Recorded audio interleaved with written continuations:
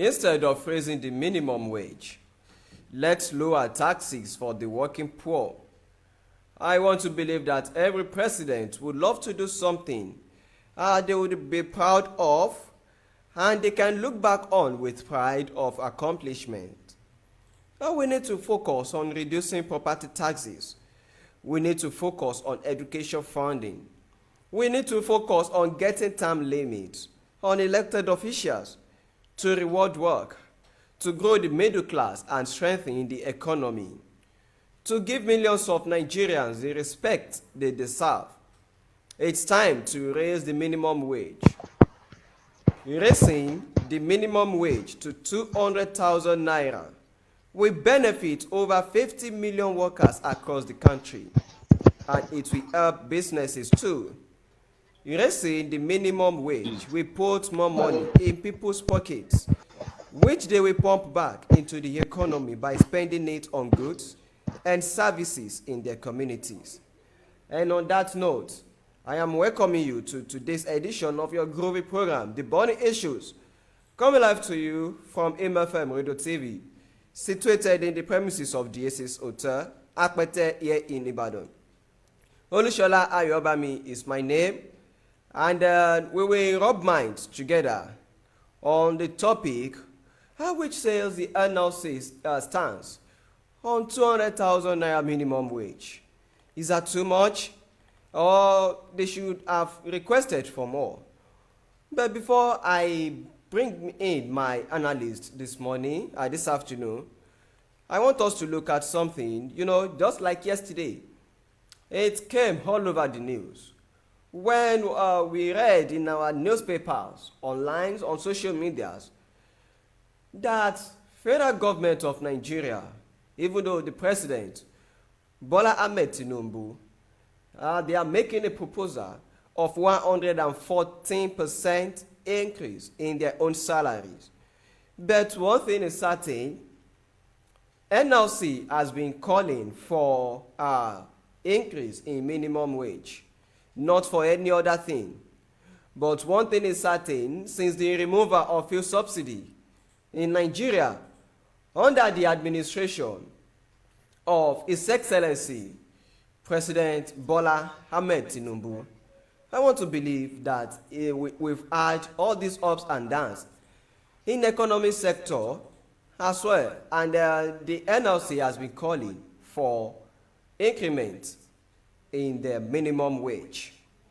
I would like to bring in my guest this afternoon. Good afternoon, Honorable Olawale Olawepo. Good afternoon, sir. It's a privilege to be on the show. All right. Honorable Olawale Olawepo is an economist, and then it will shed more light on one or two things that we have to say today as regards the issue of minimum wage. And then the NLC, let me start from here, sir. Don't you think NLC, under the leadership of Ajero, has been demanding for too much of things from federal government of Nigeria, sir? Good afternoon, the host. I want to say that the demand is not out of place. It is tradition for labor to always make an open demand as high as that. And before they will come at the decision for that amount of they are demanding for, they will have considered so many factors, like cost of living, for example.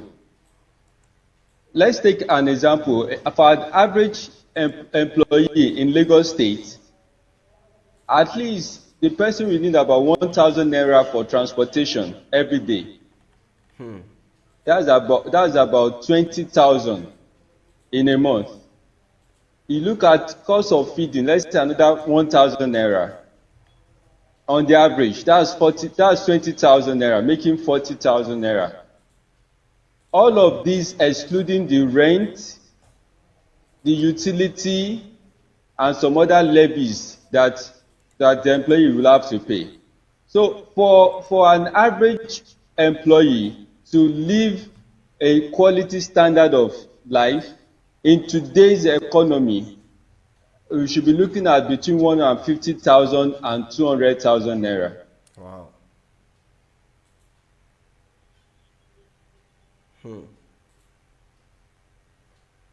So, Honorable Olawipo Olawale, if I should hear Yes. you clearly now, so what you are trying to tell me now is that the demand of NLC is right, is justifiable. What I'm trying to say is that this is a normal negotiation process between labor and capital. Okay. So there are factors that have gone into this demand, which I've already explained to you. Then on the part of the employer too, the employer now will now look at some of their factors too. And one of it is the ability to pay. Like for you to determine how much you give an employee, you have to look at your profit level. Your ability to pay is a major factor for an employer. Then another factor is the skill of the worker, the supply of the skill. You observe that skills that are very rare, like ICT and medical doctors, engineers, they command high salaries, while unskilled laborers do not command high salaries. So there are a lot of forces of demand and supply of labor that will finally determine the equilibrium at which the salary will be placed. So demanding for 200,000 is just like an opening request from the labor. So it's not out of place. It's just like, let us talk. This is our demand. Then the employer or the government will now come up with their own factors to justify whether they can pay the salary or not. But, Honorable Olawipo, if I should come in from that angle, sir, you know, I'm thinking of one thing. If our lawmakers, most especially at the federal level, can be, getting away with that huge amount of money, their salaries, almost every month, month in, month out. And the salaries, the minimum wage of Nigerian civil servants now is at 30,000 naira as at now. Don't you think we've been treated unfair? The government has been treating us unfair, and then whatever the decision of the NLC on this issue of minimum wage should be backed by every citizen of Nigeria.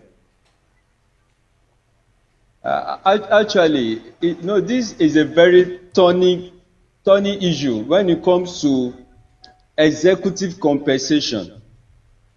This issue is not peculiar to Nigeria.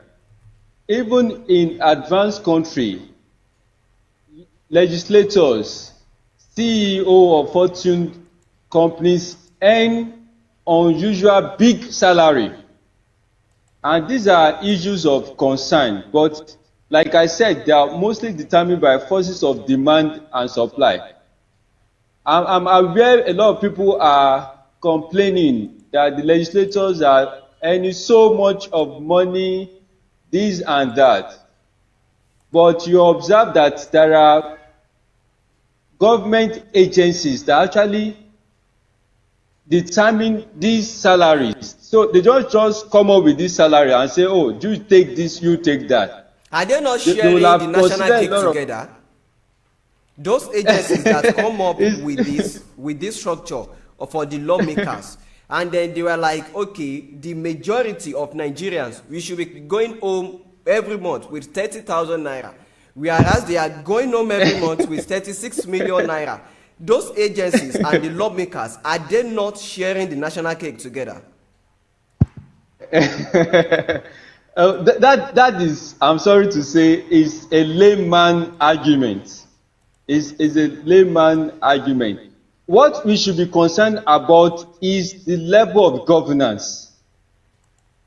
If these are lawmakers that are taking 35 million naira and they are not corrupt and they do what they are expected to do, and there are investments in critical infrastructures like road, like hospital, like education, you will not even bother about the money they are earning.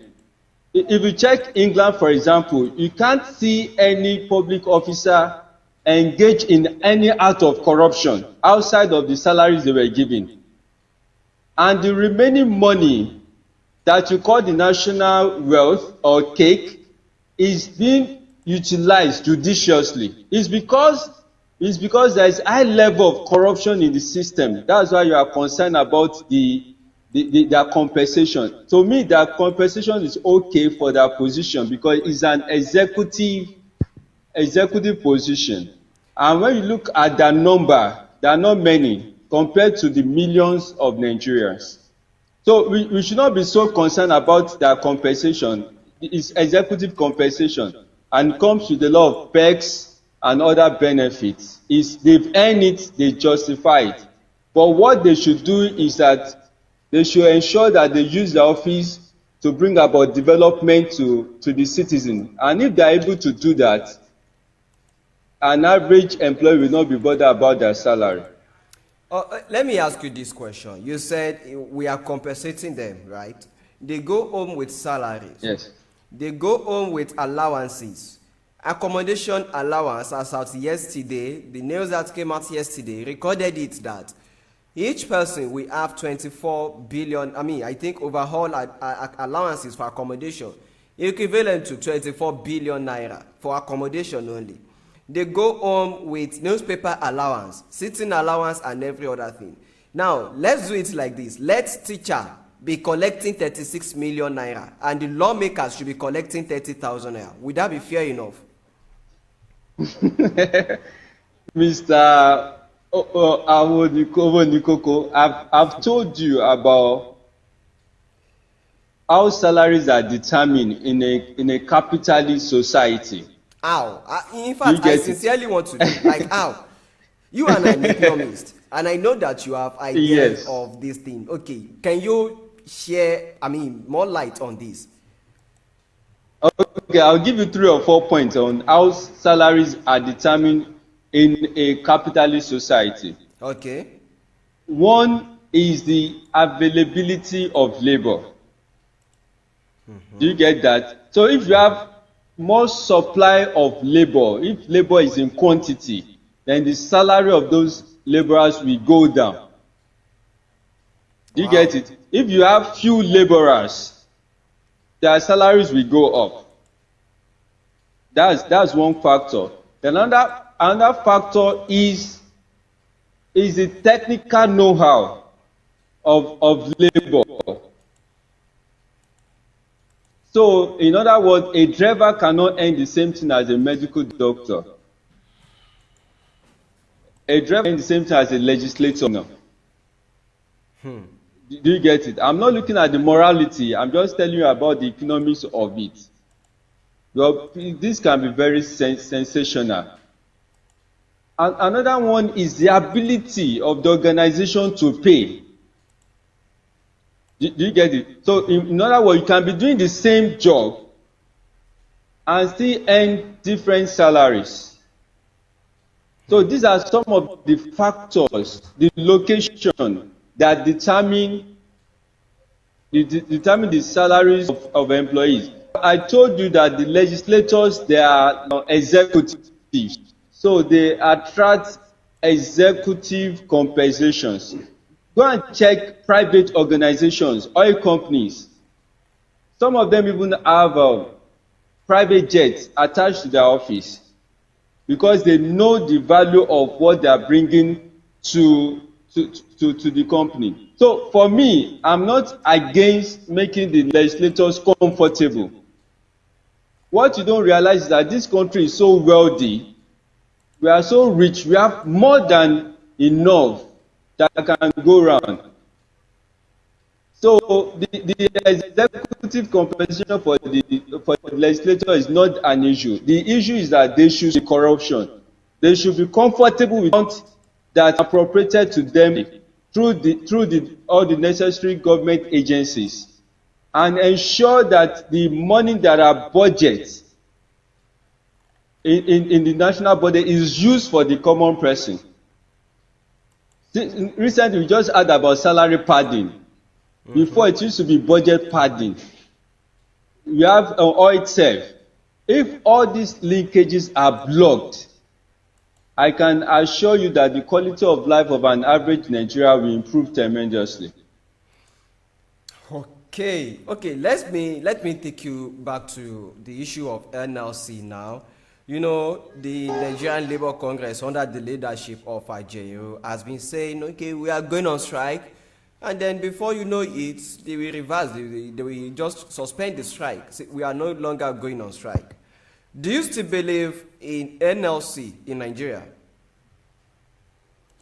Yes, I believe in NSC in Nigeria.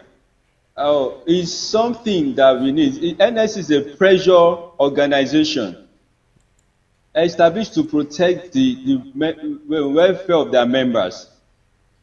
But you have to come to reality that the power of NSC has been reduced seriously. And the power of a union lies in their membership strength.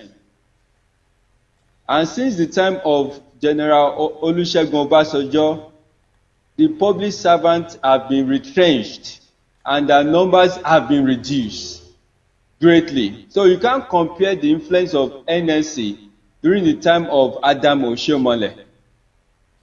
Do you get it? So government is withdrawing from business, government is privatizing, so as a result is affecting their membership strength. So their power has been greatly reduced, and the government knows about it. But this issue of, you know, in Nigeria, one thing is certain and is very, very common. In a situation whereby we have the NLC saying they are going on strike, and then they will say, okay, we want to call off our strike, we want to suspend the strike. Now, do you think all these, they are not scam or they are not well planned with the federal government in order it won't be as if to Nigerians, to citizens, it won't be as if the NLC are not working, they are not doing anything? No, it's not scam.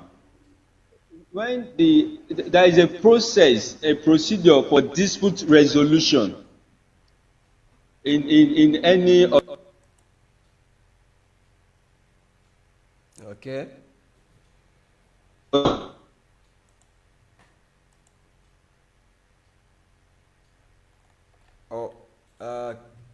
Okay. I think the network there is making it so hard for us to hear one another.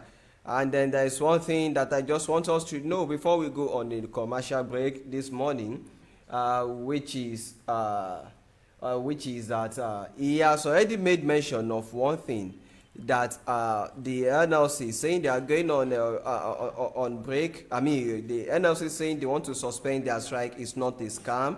And then I think that is the exact point. So, Honorable Olawepo Olawale, can you please continue from that part where you said the NLC suspending their strike is not a scam? Yes, I was actually referencing the trade union, the Trade Dispute Act, okay, as passed by the National Assembly. If a trade union wants to go on strike, there must be a grievance or a dispute. And this grievance or dispute have to be written down and come to the employer. And if they're not able to resolve the grievance, so within certain stipulated time, they have to give the employer notice of disputes. That means that their intention to go on strike. So in most cases, the employer or the government will call them for dialogue. So whenever the dialogue breaks down, that's when they will go on strike. They will implement the threat of going on strike.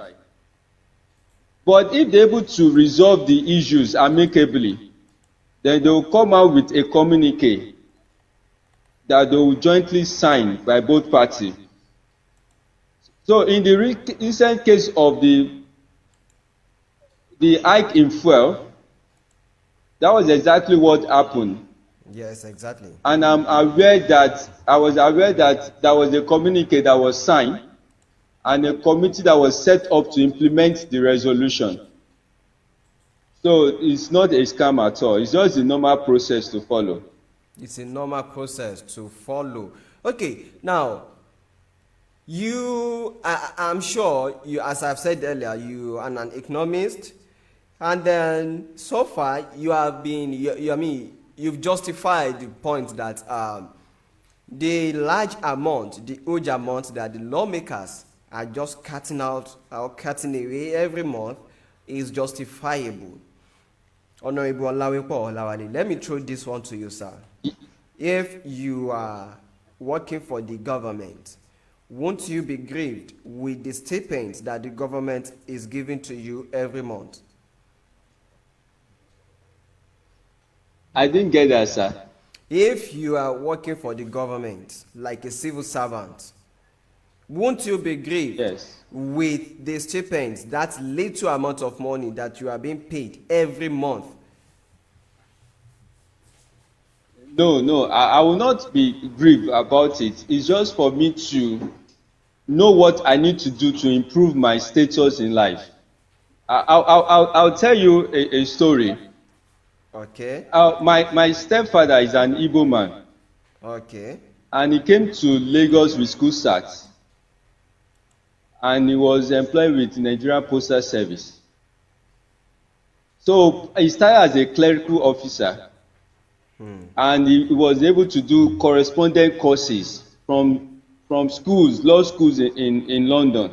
And eventually he got qualified as a lawyer. And from that position he rose to the management level of 9 posts before he retired.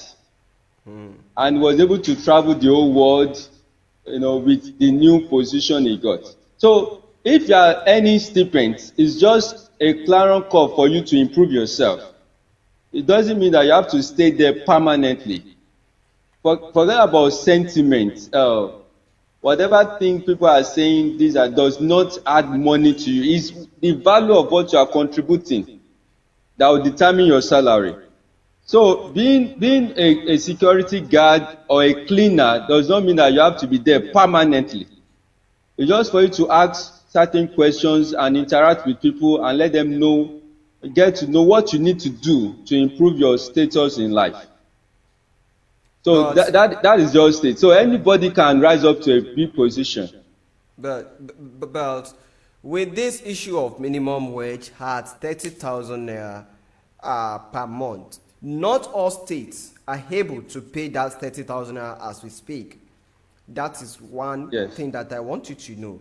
And then you are talking about, even though if I am a security man, I shouldn't stay there for long. I should find means of elevating myself. I should challenge myself so that I will rise with others at the top. But I'm earning 30,000 naira per month.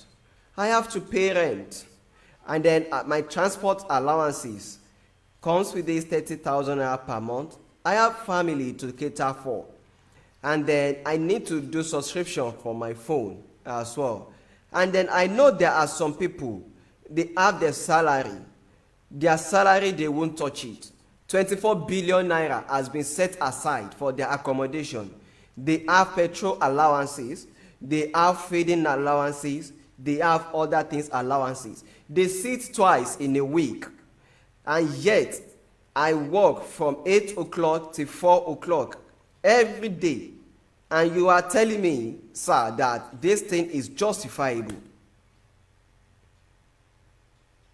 Actually, those that are earning that big pay, definitely they did not start out earning that big pay.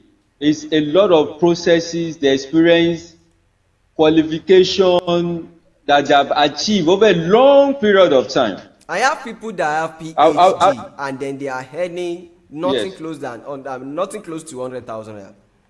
PhD holder. Yes. There is a difference between certificate and the value you are rendering to people. People are ready to pay for the value, not the certificate. Does that mean the education system in Nigeria is not as that superb?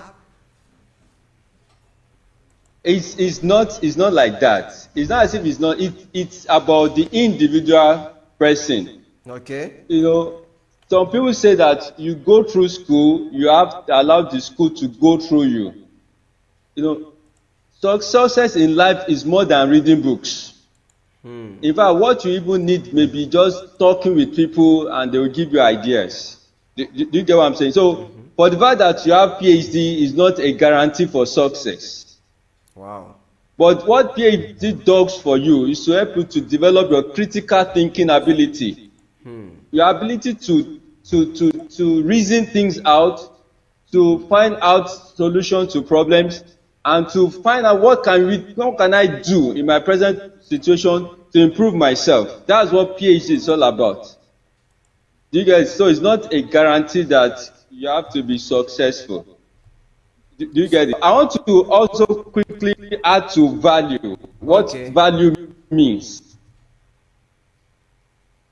Yes, that was a time I was concerned of trade union congress, and I was in a meeting, and I was in a meeting, and we were determining the guest speaker who to call for the conference. So somebody mentioned Wole Soyinka, Professor Wole Soyinka. Okay. So he was going to talk for like 45 minutes or 1 hour. So we determined the amount we are going to give to him, apart from the flight and accommodation. Yes. Do you know the amount we decided to pay him for that period? Can you guess, sir? Until when you tell me, Sir Honorable Olawepo Olawale. That was in 2011. Wow. We decided to give him 500,000 naira. 500,000 naira for 1 hour or 2 hour talk. And when we 2011. presented it to the president of TUC, do you know what he did? He jacked the money from 500,000 to 5 million naira. Wow. Why? Is it because of the value? So when we asked him why, yes, he said we are paying for publicity. Because when he talks, CNN will pick it, Al Jazeera will pick it, and other channels will pick it. So instead of paying advert in all these international TV, give it to him and he will give you the coverage. Do you get it? You see, so even the man did not got into that level on a day. It took him a lot of process to get to that position. So if I've done naira per 1 hour, does it mean that I should begrudge him or envy him because I'm collecting 30,000 naira? So Same with the lawmakers. So you mean, don't you see it as because of this huge amount of money that these people are collecting on a monthly basis? That is why a lot of people are vying for the position of lawmakers at the federal level in Nigeria.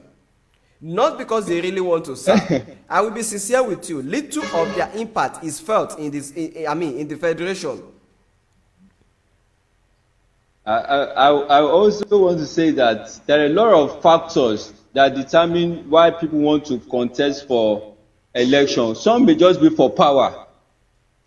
Like, for example, the state of American president, the salary is not much compared to the Nollywood stars and the basketballers. Even this person, Donald Trump, do you get it? His salary in his company is higher than that of the president. But because of that authority of that office, he decided to contest for it. Do you get it? So Exactly, people have different reasons for contesting for position. It could be for money, it could be for power, it could be for service. It depends on individuals. So it's not because of the money they are paying. Even if the salary of the president of Nigeria is reduced downward, people will still contest for that position But because it there's a won't lot be of power as in it. much as this. it will still be as much, I can guarantee you. As much as Even they say they are not paying, yes, they are not paying salary for the president of Nigeria, people will still contest for it, I can assure you. Okay, let's quickly go on a commercial break, and then when we come back, we will discuss more on this issue. It's still AMFM Radio and TV. Don't go anywhere. Burning issue is the program. I will be right back.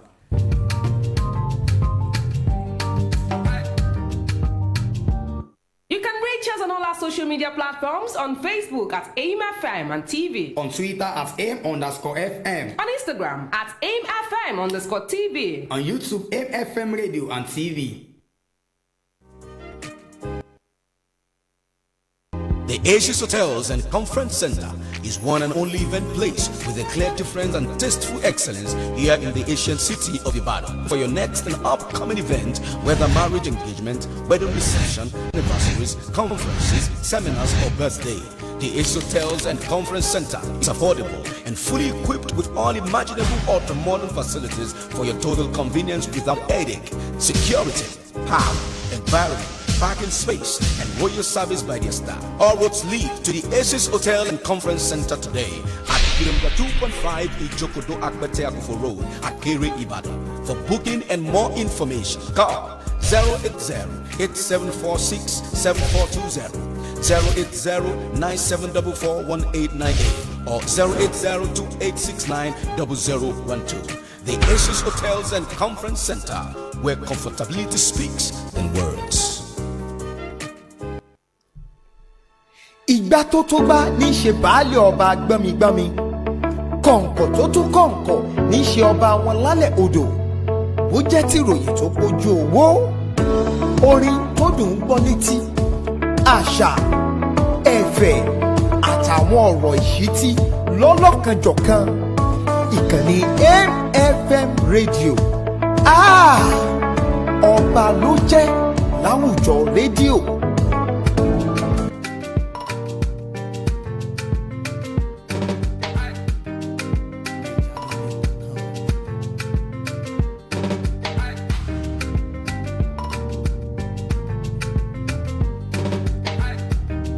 Alright, you welcome back from that commercial corner. Don't forget you can be part of the show. Just log into your Facebook, search for AMFM Radio and TV. You will see how we are doing in the studio this afternoon. And don't forget that you can download our app, our radio app on the Play Store. Just search for AMFM Radio and TV and let's enjoy it together. And don't forget you can call into the show. The number to call in is 08022 484124. 08022484124, and then also you can dial 08159194247, 08159194247. I still have my guest with me, Honorable Olawipo Olawale. He is an economist, and then we'll be talking about the stance of NLC on 200,000 Naira minimum wage. They've been saying they want to embark on strike on and off. Now, let me ask you this question, Honorable Olawipo. Now, they gave our federal government 2 weeks ultimatum that when we come back in the next 2 weeks, I think that 2 weeks is less than 2 weeks now, we want to have a full response, positive response on you giving us 200,000 minimum wage. If you are Ajero, what advice would you have given him? Number one, I want you to do it like this. Number one, 24 billion naira for accommodation allowances on the lawmakers. Secondly, a 114% increase, 114% increase on the salaries of the lawmakers. And the NLC is demanding for 200,000 naira minimum wage. If you are Ajero, what stance would you have taken?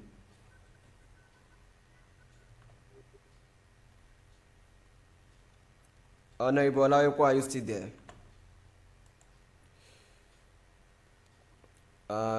Okay, I think Basically, something. You hear me, sir? yeah, I can hear you clearly, sir. I'm here. Can you hear me? Okay. Can I go on? Yes, you can go on. Okay. You can go on, yeah.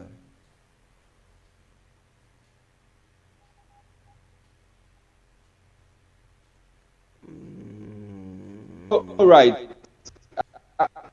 Most of the things that are going into negotiation of minimum wage are mostly done by research. You look at of living in the country, you have of the statistics to justify that should be wages in minimum. And mind you, it's in the, so that no state can go below that. So there are a lot of statistics, a lot of data that have to be taken before they can come up with the new minimum wage. So it's not about sentiment. You are not just saying, oh, because law making this, you must end. No, you have research and you have to present, because this wage affect the loan, affect the private sector. The question is, with the private sector, will they be able to pay? What about some government that their internal revenue is very low? Will they be able to pay? Definitely, they should find something to do about with their internal revenue. Okay, it's the federal government help them. It's individual governor that will determine how to increase their internal revenue. Do you get it? Mm-hmm. Private companies, the government cannot help them to increase their profitability except they provide a conducive environment. So you see how trickish this thing is. And the number of people. Honorable Olawepo, at the beginning of my program, I said something. Raising the minimum wage to 200,000 will benefit over 50 million workers across the country, and it will help businesses too. Raising the wage will put more money in people's pockets, which they will put back into economy by spending it on goods and services in their community. So if they pay the 200,000 minimum wage, definitely all of us will benefit from it. Don't you see it that way? No, sir. I think you are not aware of what inflation is. Is it when you put more money in the pocket of people and there is no production or no product to back it up? That means that a lot of people have so much money, but the product they want is few. So immediately prices of goods will go up, it will skyrocket. So if you want to give people 50,000 naira, it's possible. All you need to do is to print more papers and give to people. But what is the value of that? What will you be able to purchase? The purchasing value of that paper in the market. So what government does is that when they want to give out more, look at the factors of production that can create value of product or service. So the most times they would rather give the money to the entrepreneurs, because they know that if the entrepreneurs can produce more, and the money will circulate. Okay. So they do. So it's not just about 50,000 naira or 200 naira. You have to look at the factors of production that will be able to create value with that money. And be able to also our time is create fast more late. jobs. I want to ask you this question. Yes. Just in one Yes. sentence. Just say it in one word. You are the NLC chairman, the NLC president across the country. How much do you think federal government should approve as minimum wage? Just in one word. And we will close. They just increase it by 24% inflation. So that would be about, let's say, 36,000 naira. That is not money, sir. That's not money. In fact, I said That's you the say it in minimum. one word. How will I be collecting? I work from 8 o'clock till 4 o'clock, 30 days. And then you're expecting me to collect anyway. It is just your opinion anyway. What it means is that no person can pay below that. but you can pay more than that. Okay. Yes. You All cannot right. pay below that. You cannot pay below, but you can pay more than that. Okay. I wish we can still have the continuation of this conversation, and then I'm quite sure of one thing: it can never end there. Maybe we will continue from there or some other time. Many thanks to you, Honorable Olawipo Olawale, an economist, and then many thanks to you, Larry, for putting me on the show. It's helping me from the other end. For you to see me, to hear me clearly, and as well as my guest, it has been the work of Larry from that end. And many thanks to the management of MFM Radio TV. Till next time that we come your way on Bonnie Issue, Olushola Ayobami is my name, and I say bye for now.